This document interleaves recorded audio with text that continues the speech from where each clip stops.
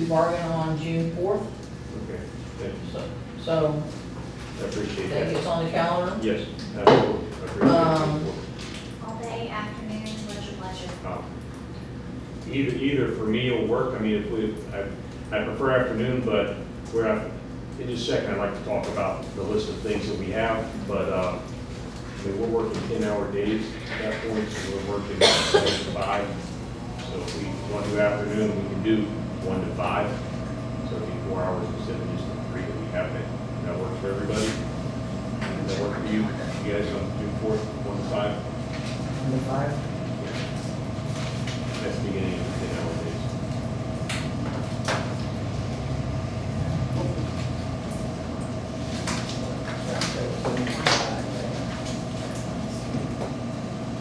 And, this will be my last day, officially. Because I will be out of state starting that day. So You always need I have something that gets me up there a little bit earlier this time. One of Congratulations. my favorite authors, so. Oh, I'm congratulations. Happy for you. So, anyway, so, I will be handing over the mantle to Vicki and Valerie to lead the teams. How many years has this been? I've been on a bargaining team. Yeah. This is, I want to say 33 years, but my first year on the bargaining team was when Willie White was on the bargaining team, and we went to impasse, and we went to the board. Welcome. Huh? Welcome to the board. That was my very first year on the bargaining team. Who was superintendent? Carl Austin, Okay. who clapped and celebrated, and had half the teachers around across the county wanting to strangle him. It's a different time with them. Yes. Different time. He sat there and went, when the board ruled against us. And as I said, that was a different time. It's a whole new century here. Yeah. It's interesting. It is interesting. I've gone through multiple superintendents and multiple principals, and years ago, one of my friends, she says, "Can't believe we're getting a new principal." I said, "Don't worry about it. So we'll be here after they're gone." It's true. And I've gone through 6 or 7. And Mrs. Mason's gonna be the only principal to have outlasted me. It's a timing thing, that's why Yeah. it came at the end. But, anyway, well, she's younger than I am, so. I've enjoyed my career as a teacher in Citrus County. I taught in 5 years in Henry County. I liked it there, but I came here 35 years ago. I have no regrets moving here. I've been at Citrus High School for 35 years. I was president for 4 years of the CCEA, and I've been on the bargaining team either 32 or 33 years. And it's changed. It's a lot better to bargain, but I mean, we had a superintendent, Pete Kelly, who came to the bargaining. And Terry Flaherty and I and Pete Kelly settled the contract 1 year. Because we had people that couldn't come on both teams. And we've had good years and bad years. In the last few years, bargaining has, money-wise, has been a problem because of the legislature. Duke Energy took $9 million away from Citrus County schools. And just at the point when the legislature was taking a turn for the better, and we were getting ready to get some money into our pockets, and then they walked away with $9 million out of the school budget. Yeah. Just the school budget, not the rest of the county. And the legislature the last several years, under Corcoran and his cronies, have been taking money away from the districts and given to charter and private schools, we've done a real big push, and it's not just for teachers and support, it's supposed to be administrators, it's supposed to be the private citizens. We've asked them on Wednesdays to wear red and show their support for public schools. I mean, I think that our governor, who is a product of public schools, is slapping his teachers in the face when he says that private schools and charter schools are the same as public schools, and if they get a penny from us. And that's not true. They do not have to jump through the same hoops and teach their students the same standards and have as much contact time with their students as public schools. They're not held to the same standards. And so one of the things that we want to talk about today is tied to that. But I feel an urgency, and in fact, there is a state on May 18th. There's a state symposium for supporters of public schools in Orlando, and we're gonna be working on coming up with some ideas that if people aren't listening to us, what do we have to do? Because most of the people in the public get it. But for some reason, the legislators want to vote on politics, not on what the people want. So, but, I know that, Vicki wants to, talk about, something that one of the things on our list. I'm gonna let her go ahead and talk about that before we get started. And then, we'll go from there. Okay. And after you get done, if you don't mind, I'd like to talk about the list as a whole. Okay. I just wanted to make clear that one of the things that we talked about before was the bullying, Yes. and I forgot how it was read exactly. Sorry, I don't have it in front of me, but anyway, it was here it is, feeling bullied and intimidated during at the end of investigation. We got employees from that. Okay. I just want to make it clear that when we talk about that, or when we do talk about it, it's not against the people. It's not saying that Ms. Swain and the NOMO are the ones doing the bullying and the intimidation. And I think those words are a little harsh, but it's the feeling, it's the perception that a person has, and it's not against them, it's the process. So it's not being, I just want to make it clear that I'm not saying that Ms. Swain and Mr. Bonomo are the ones that are doing the intimidation. It's the process. I have a good relationship with both of them, and I respect them. I think that they do an excellent job at what they're given. It's a hard job, but I don't feel that it's them, it's the process. I just want to make that clear. But that's the reason why I brought up when you say bullying, when you originally read it as that, bullying is something, an action that someone does. That's the reason why I had problems with those words, because I've been in that role, which you know that. I just left it recently, so I know it's not fun, but it's not, there's no intimidation, there's no bullying. So I thank you for pointing out that it wasn't directed at them. I appreciate that. Now, as far as the list goes, I do have a concern in general. I mean, we've got what, 30 items, interest on there. I'd like to have a conversation, if at all possible, about is there a way we can look at these being more manageable than just a sheer number? Because we're talking about 30 items or interest that CCEA has. If we were to bring forward 10 items, we'd be looking at over 40 items for us to be discussing. That's a lot of language to talk about and not a whole lot of days to be doing it. Is there a way that possibly we could look at keeping that a more manageable number, 3, 4, 5 items each, make it more succinct maybe to get to the real core of what we're talking about? I just want to have that conversation because that's an awful lot of things to try to go through in a short amount of time that we have. Well, I think some things can be joined together.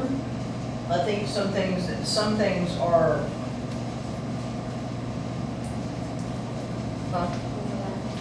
or some of the things are overlapping. Okay. So I think some of the, reasonable, workloads and, the, job classifications are something that are tied together. I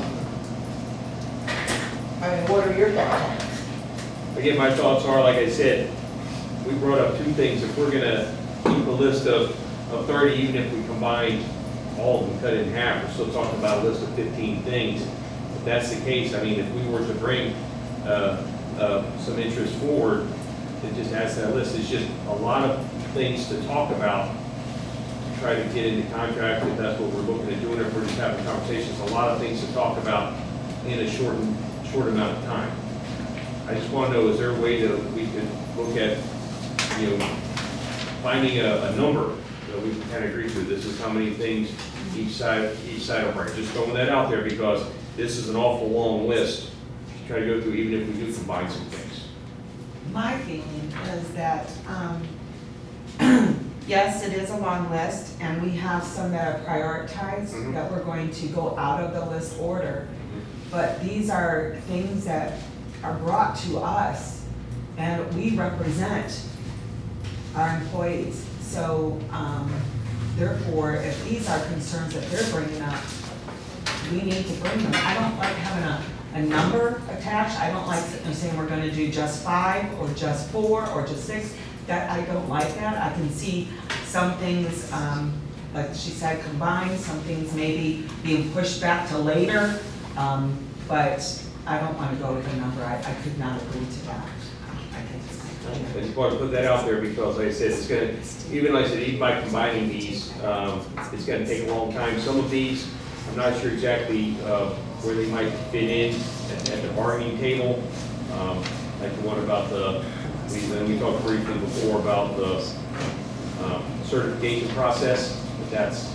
Yeah, the certification process, the reading, that reading endorsement thing, those are some things that are being addressed, so, I mean, those, pretty, some of the things I think that we're gonna find are being done. I just want to point out, like I said, it's not just the content of the list, it is the length of the list of things for us to talk about, all of those things. It's going to take a great deal of time, even if we do prioritize or combine some of them. That's why I was just seeing if there's a way we could make it more succinct in the future, try to get to the heart of the issues that we have. And that was my question. If there's something we can talk about. I think some things are not going to be contractual. And if they're not contractual, then we'll find out that we're not going to be using that. But this right now, what Deborah does is she just gives a list. That's what she does. It doesn't mean that every single one of them are going to be discussed. But again, I just can't do a number. I cannot agree to I want to put that out there. All right.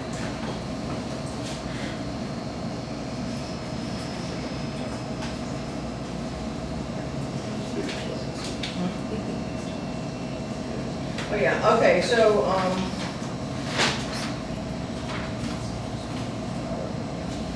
I'm gonna go ahead and, give you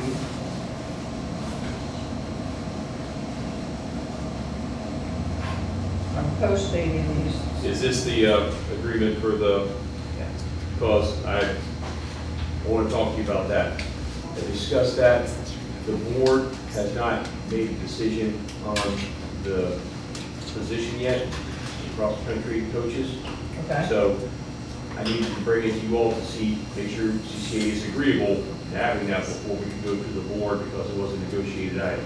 So we'll go to the board and then we should go to the board before our next meeting. Does that make sense? Right, Okay. but we can still TA it. Yeah, I just want to make you all aware of that, because I'd like to, if at all possible, get that moving forward, but see how the board feels about it. The board may want it to be in addition to intramural, but we can come back and talk if it changes that. Okay. And again, I will bring your attention to the fact that the middle school does have a middle school supplement that could be used to, in place of the intramural. Yeah, I'm afraid that some middle schools, they aren't all here, that's something that might be really being used for something else, and I don't want to get in the middle of that. We need to see how the board feels about it, but again, it's a factual issue. Want to bring CCA, make sure CCA was on board with that. And a second TA was the, Retaining my thing. 14th. Is that the 11th then? Yes.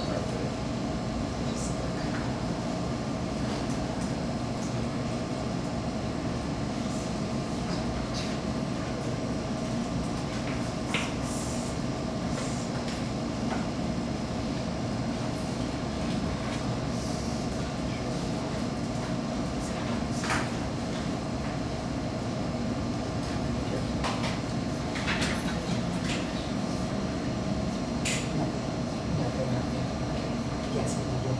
It's still very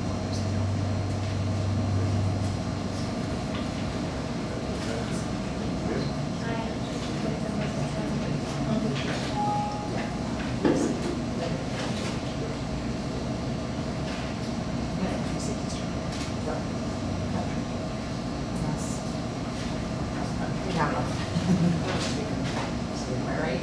Yeah, we're talking about it is, not cross county.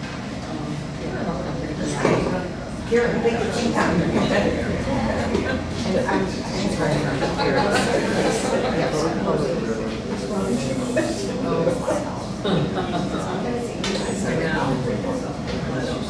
One thing I like about the seats that weren't trying to jump out. That's one thing I like. And we have some light on the outside.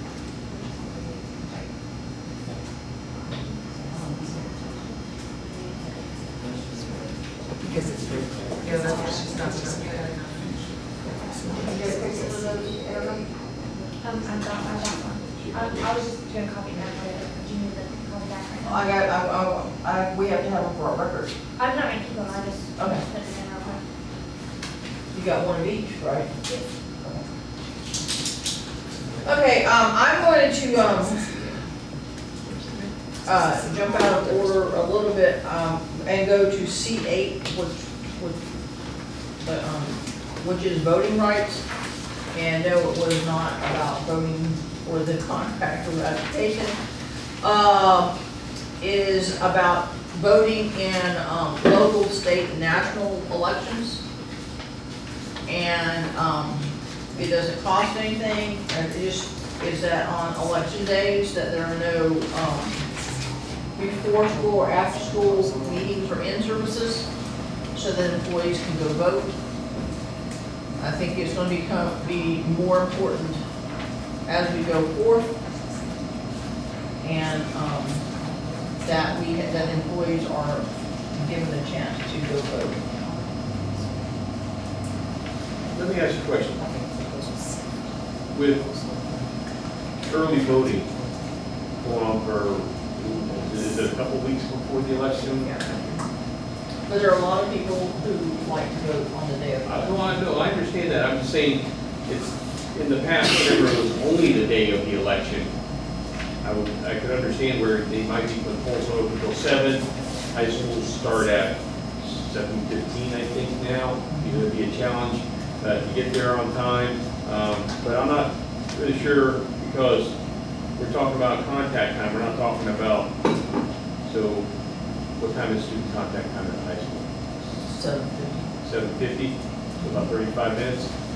What is it at the middle school? Rob? Same. 7:50? Okay, what time teachers come in? 7:15? 7:15? We're 7 minutes. 7:50, okay, so we're talking about 50 minutes of time that we're asking to be, but we're talking about hourly employees as well. They're gonna have to make that time up. Right, but we're also talking about a couple of days every But, 2 years. Yeah. And it's not gonna cost the district anything to implement it. It's just gonna be a reminder to administrators, please do not schedule meetings or in-services on those times so those people can go vote. Okay? I I think that we should do everything. I mean, yes, we have early voting and things like that, but we should, there are a lot of people that like to vote the day of elections. Oh, I understand. I'm one of them, yes. And, we should, it's becoming more and more important for public schools that we get people out to vote. Okay, Linda, you? I was just wondering, could we add something, unless there's an emergency? Because it might be an emergency that we would have to have a staff meeting, something happened, and it might be on election day, but other than that, Okay, as I an don't, administrator, I wouldn't see a problem. I don't see a problem with adding unless there's an emergency. Yeah. I mean, I think the CCEA has always accommodated emergency situations. I think I'm trying to run through my head of situations in my first, just give me a second. A speaking order and, oh, yeah, we don't. Yeah, Lynn, your speaking order. I can't do speaking order emails and, I can do speaking order, it's fine. Unless you could talk Robin to doing it, So you're at speaking order and then what's the other one? then gatekeeper, Gatekeeper. that Amy Blumen's gonna do gatekeeper. Okay, gatekeeper means keeps She'll us tell people. on task, so that we don't stray from the conversation, and, speaking order, if you raise your hand, if you wanna speak on the issue, whoever's speaking order, leads the conversation. Except for you. Three actually. Did you already assign somebody? I'll be either one. Okay, So you're Amy. so you're speaking order, Rob, Okay. And Speaking. and Amy. gatekeeper?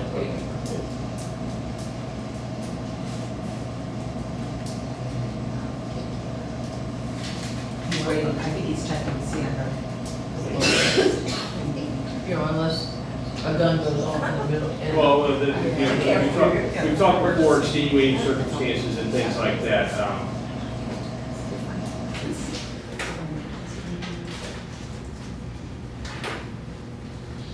We're talking local, state. How often do we have local elections? Every 2 years, it would be just like, I'm just asking. I know how no, long we have the state now. I'm saying like 2 years. Or the city of Christopher, do they have their own elections or is it, yeah? I think it's just like, I mean, the school board, they come out every 2 years, the elections.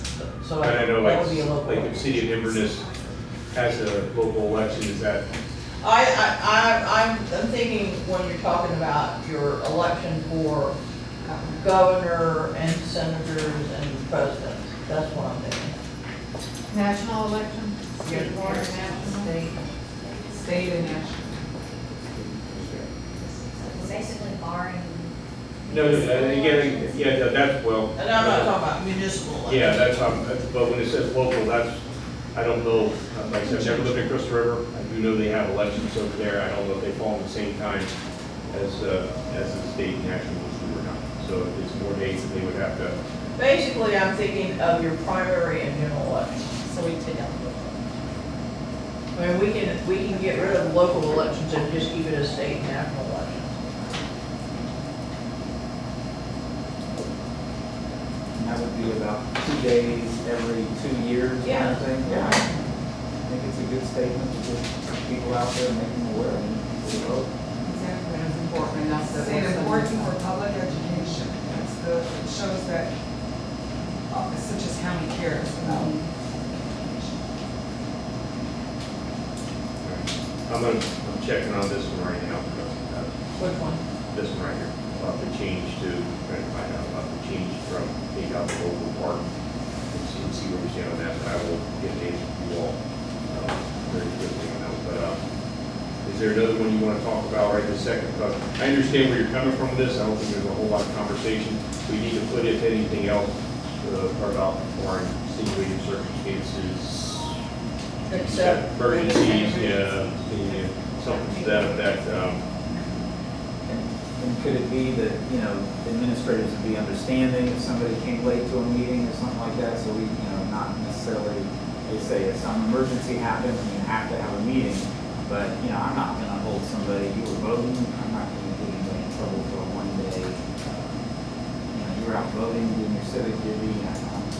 But my only question is that if they're on contract time in their voting, that, I mean, I don't have a problem with the public services and doing your civic duty of voting, but if they're on contract time doing this, that's the only thing I just have a question But it's about. not student contact. No, but they're on contract time. If you're a teacher, contract time is from here to here. When are you able to go vote on those days? When do you go vote? I go after one. Okay, so you're able to make it after work. Sometimes we I can't. know, but that's why I was asking about the early voting.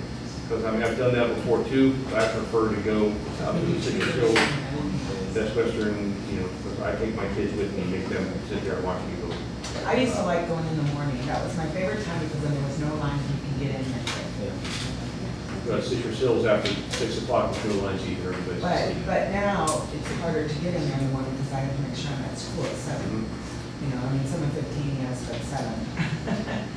So I would add the additional consideration, Tuesday evenings, maybe events and activities, practices, clubs and things like that, that would extend, an employee beyond their regular work hours. So perhaps that flexibility within the morning to know you don't have a morning faculty meeting might be that time that they need to be able to get to the poll and get it done. It's just a consideration. I hear what you're saying. I can't remember what things we used to have on Tuesdays in the high school. Always something, it seemed like every day of the week after school. Oh, but the coaches can schedule practices or, And the early voting was very helpful. Yeah. I haven't heard of any complaint that teachers have felt. I'm just saying that this, I think that it's important that we make a statement that voting is important for our schools and for our employees. Particularly since we're under that. Okay, so. I will get you, I will get back to you. Okay. Because the district has decided that they are not having an NTO this year, I think it's very important for us to have, I'm looking at number 32, that we get lists of new hires, both support and teachers, their names and contact information.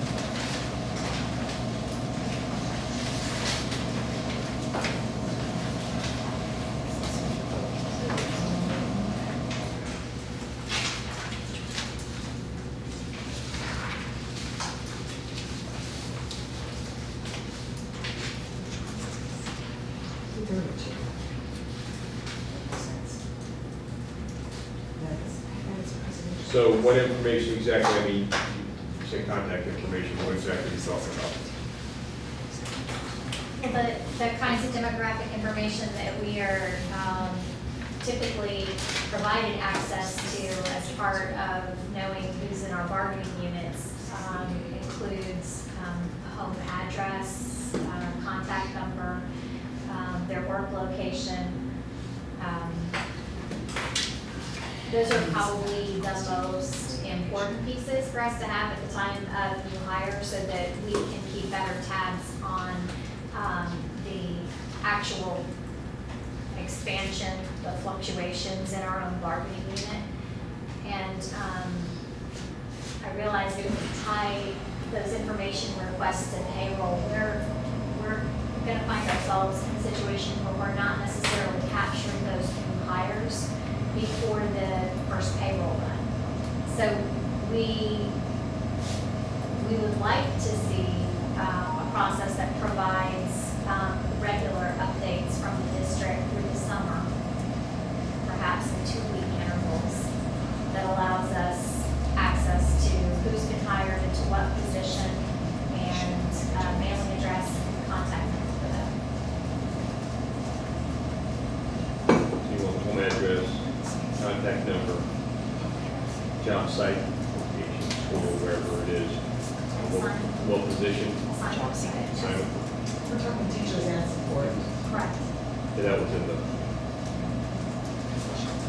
Now, all of those things are available through a public record request. So my question is, are we gonna have to make a public record request every 2 weeks and wait for the turnaround time? Or can we create a systematic process that allows us to capture that necessary information with a frequency that enables us to communicate to new hires about opportunities that may be available to them, including trainings that CCEA will be offering. So you want contact information over the summer for employees who haven't started yet, Correct. so before their contract begins. Who've been hired, yes. So that, but some of them, they haven't even been hired until the board approves them. Because I think we got some principals in the room here who know they've tried to hire people and then the people have walked out and not shown up, or they've taken the job somewhere else. So they aren't even our employees yet. I dealt with that up in March sometimes, and some of the people in this room haven't had that problem. So for us, for us to give a systematic approach of handing something out that's not even an employee yet, that I do have an issue with. As I said, if it's a public record request, those will be fulfilled as quickly as they can.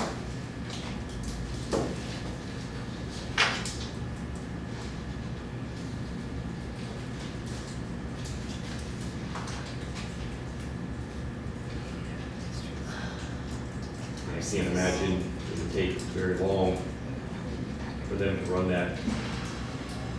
New hires hired between, they hired from this date and this date. They are employees. Get that in a format. How have you gotten the information before? Get it in a PDF. Yes. PDF? Yes, and it does sometimes take time. It just depends how busy they are over there. Because sometimes I have to wait for a while to get any information. Sometimes I get something right away. It depends how busy they are. I'm not a priority, so. Well, at the beginning of the After I school, pay. at the beginning of the school year, whenever we're trying to process people and get people in the schools and stuff, that's not that you're not a priority. I think priority would be making sure we have the staff members and location in schools to serve the kids. But that's not you're not a priority, it's just that is the priority. I understand that, but if we're putting in a public records request and it's not met within a certain time, that's an issue. And again, as I said, I don't see there being an issue with that being met within a reasonable amount of time. So you're saying then that we have to do a public records request every 2 weeks to see, new hires, that's what you're telling us. I'm saying you can do that. You can definitely get the information you're asking for if it's public information you provided to you. What's the time frame then that we should get our stuff back?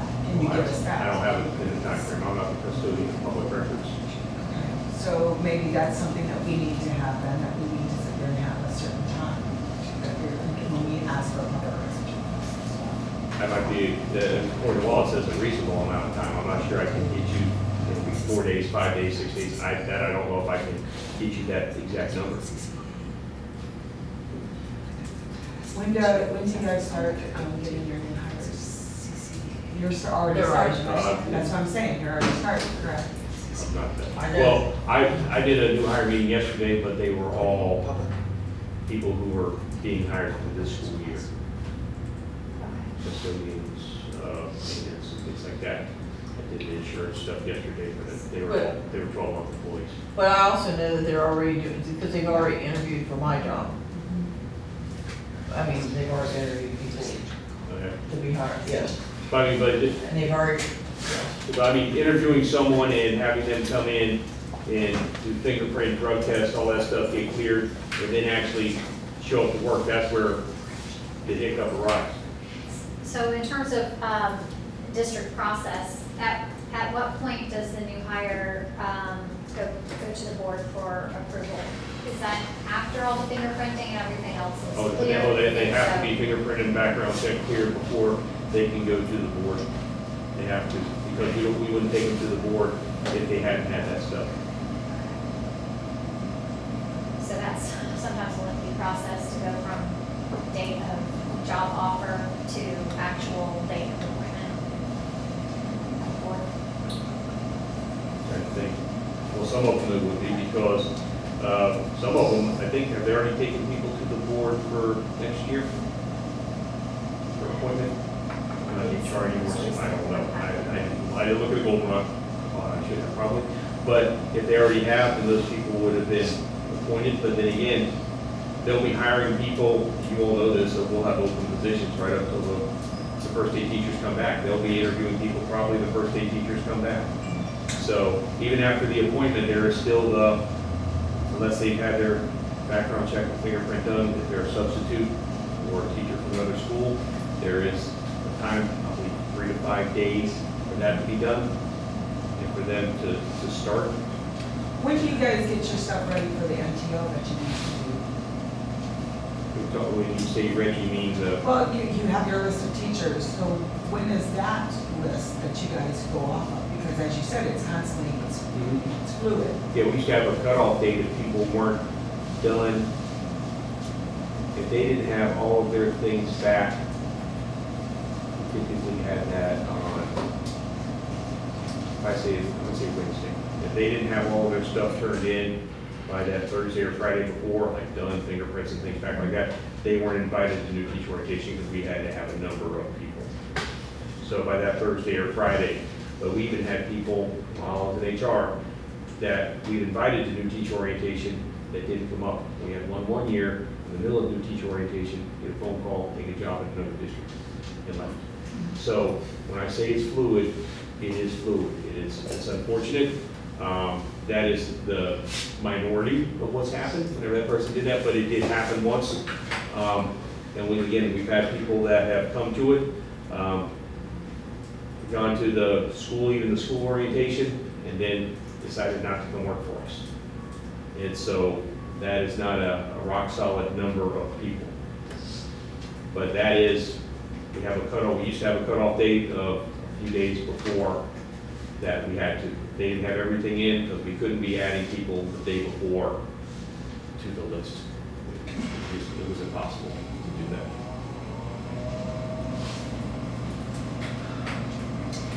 So in the bigger, broader sense of data exchange and for our record keeping, we know that statute recently changed, which requires us to keep pretty close eye on what's going on with changes in our bargaining unit for the sake of maintaining density. And I realize it's not the district's problem per se, but it is a concern for the union that in order to be able to provide appropriate supports to the members that we represent, to maintain the most accurate bargaining unit data records that we can. And so if there is a way for us to make more systematic the updates of the bargaining unit data from the district to the union, if it's based on at the time the payroll run is done, we receive that update based on date certain in each month, that update is provided without requiring the standard public records request on every occasion. It would certainly make operations a little more smooth and consistent for us. Well, okay, so yes, you talk about density. You just talk about the number of people who are in the bargaining unit. Yes. The number of teachers. In ESP, Yes. that are in the bargaining. So that's what you're asking for an update as to the total number of each of those? We're looking not just at numbers, though. We need to know where they are, what their job classifications are. Okay, well, when you're talking about statute, by statute, you would need just the number of each group, correct? We do. Okay, I just want to make sure that I understood that, because the way I understood the statute was you just needed the total number of the group, not the other information. The other information that you're requesting is not by statute, it's just your request, that's what you're It's a asking for matter the of- additional. Correct, and it's a matter of Okay. facilitating Okay, supports to the I bargaining. just want to make sure I understood the difference between the two there. So, with the exception of, every 2 weeks that there's a goldenrod that comes out with the school board meeting or the school board workshop, there's also, if that is not expeditious enough. Public record request that you could do public record request every other week that there wasn't a board meeting and ask for it, if that information would come quicker. Because the things that you ask for are, from my understanding, are public record. I know there are some exemptions, we'll fall under some certain exemptions, but for the information that I just wrote down, it seemed like those things were public record, that would be available through that request. I don't understand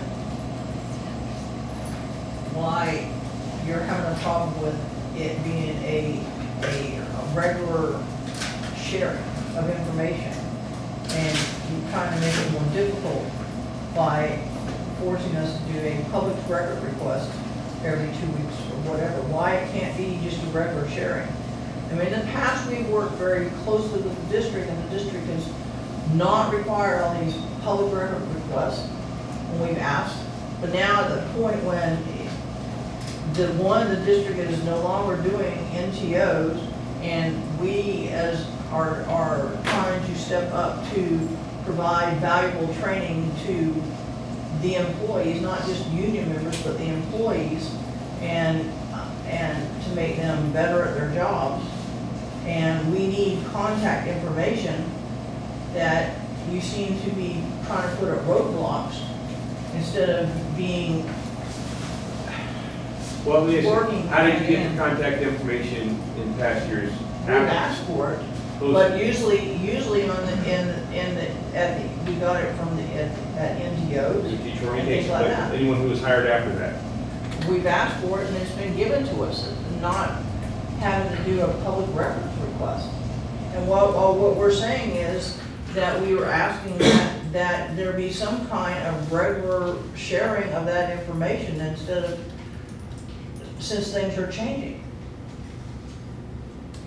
How long, whenever you asked for it in the past, was it before you got it? Usually a day or two. Okay, so so if we were just to, what is wrong with keeping the status quo on that whenever you requested to be sent? So is there a mechanism that allows any agency to make a standing public records request to be provided at regular intervals?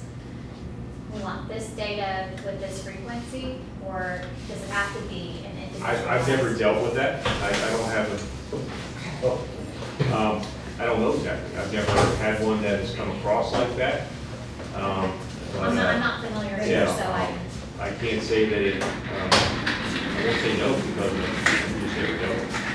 So if someone were to put a standing one saying, I want that on all new hires that are in the CCEA bargaining unit, instructional ADSPs on for the following date ranges. I can put date range, put bi-monthly on the, just throwing out dates here, the 1st and the 15th of each month. I've never seen one like that, but I'm not saying it can't be. I don't see why that wouldn't be a valid request. I've just never run into it.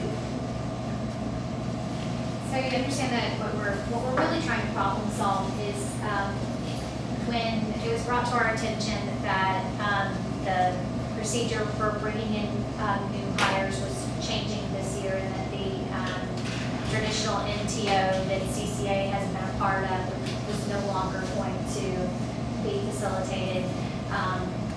Our immediate thought was, how then could we make sure that we have an opportunity to make incoming new hires aware of the resources, supports, and trainings that are available through CCEA, their professional organization.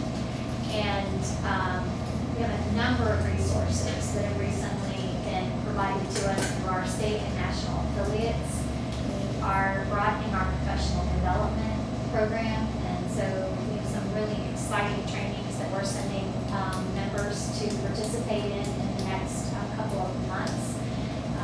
We're going to be, I think, dealing with some pretty significant and important and timely topics, including managing stress in the workplace and enhanced behavior and classroom management strategies. We believe that these are resources that will be very valuable for new hires to have as they're entering the work environment. And if we can find a way to ensure that we can invite people to participate in that opportunity ahead of the school year beginning, when they're not juggling every single new thing that they have to learn about the work environment, we think we'll be giving our new hires a leg up. And maybe helping the district retain employees. So if there's a way for us to have some conversation about how we facilitate a standing public records request, or, I'll definitely look into that. As I said, I've just never seen one. I'm not saying it's not possible. I've just never seen it. I'll have to ask. I've just never dealt with one person. I can ask our records custodian. She's had experience with that previous position, job, so I'll ask her if she's ever dealt with one of those.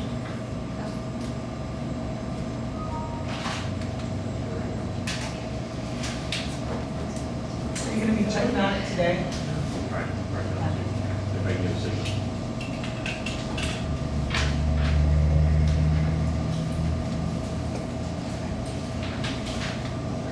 It's a long notice. yeah, I was gonna say.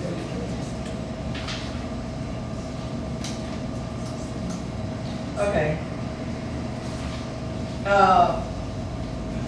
C-33, which was the, President Days.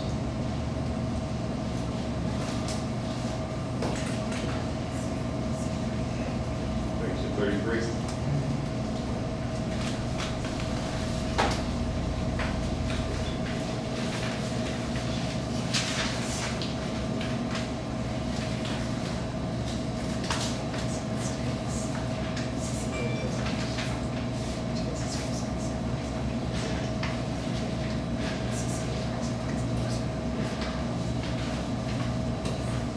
Now, currently, I want to make sure I recall correctly. So currently, we have 10 10 days. That has been there as long as I can remember on the bargaining team. We've also added quite a few schools and sites, and it makes it difficult for our president or her designee to get to all the sites. So we're asking for more days, CCA pays for the sub for that, correct? I thought I'd signed those TD, I just wanted to Yeah. make sure that there's quite a few of them that come through at once, that's why I was asking. How many of those days are used each year, all 10? All 10. All 10, sometimes it goes to someone else. I know, Have them do it, yeah, but yes, yeah. all 10. Because I think I asked you about that whenever I first started. Yes. Yeah. Yeah. So how many days are you looking at, are we talking about? Well, I will tell you, in the past, I would do actually more than 10 days. No one questioned it, and that was to get around to each school. The last 2 years, it was questioned, me leaving my classroom, because, I teach geometry, which is a state mandated test, even though my students do pretty good on the test every year. But anyway, so therefore, the last 2 years, I have not been going to the schools as much as I used to in the past. So I definitely need additional days, because it's very difficult. This, like I said, these last 2 years, the 10 days were used and I still didn't get, or my designee did not get to every school.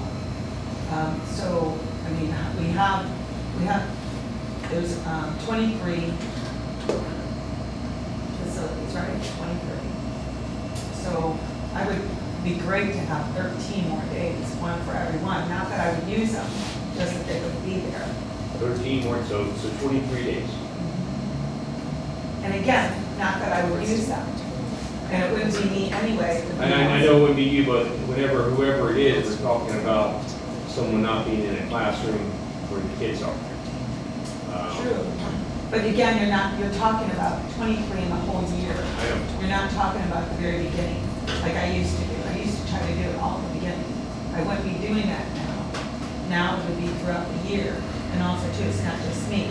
So you're talking about one person at one school maybe being out one day, a month, at that month. Another school, another, so it's not gonna be, you're leaving all first 23 days, or everyone's going at the same, so it really, if you expand it out for the whole year, it's not that much. And again, I was doing that prior to before it got questioned. I was doing it before, and then a principal questioned, a past principal at my school questioned my 10 days. So then I had to go back down to 10 days. But prior to that, no one was questioning me. I was still there for my kids, and I was still using more than 10 days. In the past, how many days were used by designee? Well, we just started it this last 2 years. So, and again, this is just the designee. I would say maybe 6, maybe. I don't know off the top of my head, I'm Okay. just guessing. So, about 6 days. So, of these additional 13 days that you're requesting, they would be possibly spread out between you and the designee. Because one of my personally greater concerns is that any one teacher being gone for possibly 23 days in a school year, either teaching a state mandated test or not, on business, if you will, during the school time, during student contact time. That's a big concern of mine. I know you said it's spread out over 180 days with kids. I get that, but that's still an awful lot of time. You're talking about 45 days in 9 weeks, or over half of 9 weeks. But this is not just teachers, this is also support, it's also designee. And you guys are pulling support out already to cover other classes. So therefore, they're not with their, like, let's say the ESE, they're not with them. I understand, but I mean, So- they're not, and they're covering classes because we can't find subs, so now we're asking more days to hopefully get subs. And so we're right back into that same situation where we're trying to find subs, but we're saying more days to be out of the classroom. So we're right back into that again. And that's a concern I have. I understand, as you said, it hasn't been changed in years. I'll take your word on that. But to more than double it in 1 year seems pretty excessive. Well, it could be a discussion, I don't mind having a caucus and discuss it, having less, but I'm just saying that it's very important. It's very important for someone to be going into the schools. It really is important for us. You guys go into schools, your principals are there, your vice principals are there. We just need our representation to be able to go into the schools as well and just talk with people, recruit people. But don't most of your schools have a site rep? I know not all. That's the problem. So therefore, not only that, site leaders still want to have the president or an exec board member go there and have that conversation with their members. Yes, I understand that we have site leaders, not at all, as you just stated, but still they like to have the opportunity. Like when I go and visit a school, when I have people come and talk to me, they're talking to me a whole bunch of things. They're not just, it's not something they just go to their site leader for. Their site leader they go to, yes, our site leaders are very important, but they also still need to see the president or the vice president or an exec board member that on the leadership scale is a little bit more than just the site leader. Do you see what I'm saying? I understand what you're saying, again, but I come back to what you mentioned before about, we already have support covering classes because we don't have subs. And coming from a school, and from HR overseeing substitutes, I know there's an issue with that. And to say, yeah, we're gonna double the amount, more than double the amount of days that one of our employees or our employees would be out visiting other schools, and thus hopefully have a sub in the classroom, that's a concern. Well, let me ask you this. Back when the contract first was written with the 10 days, how many school sites were there? How many sites? Well, I think that's important for us to know that. I think we should know that and then go from that and see, okay, if they had 10 days, how many sites was it there for them to go? And then we can sit there and go with that number. So maybe, is there someone that we can find out that from? I have no idea.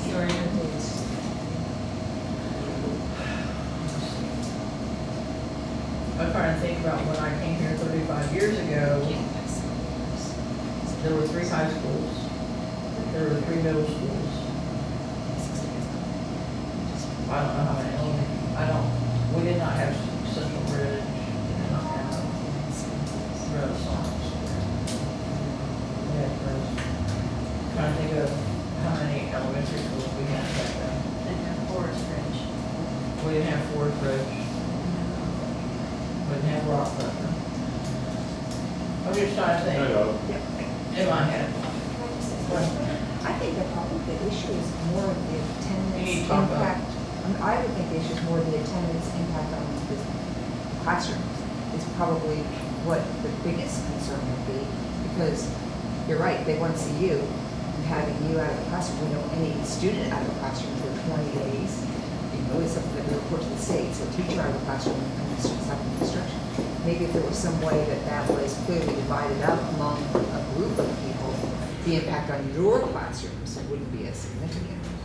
But that's what we would do anyway, because I am a teacher that cares about my You students, are, so therefore I absolutely. do not leave my classroom unless I have to. Absolutely you are. Today they're taking a practice FSA, they're not learning anything. I hate that, but they still have to do the practice FSA, so they're not losing anything. So I would still not want to be out all those days.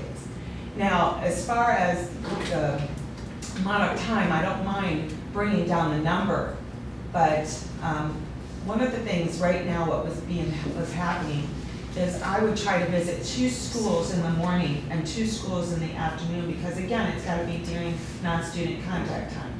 So trying to hit 2 schools, and some of the schools are spread out far in the morning, and then 2 in the afternoon, and again, some of them are spread out.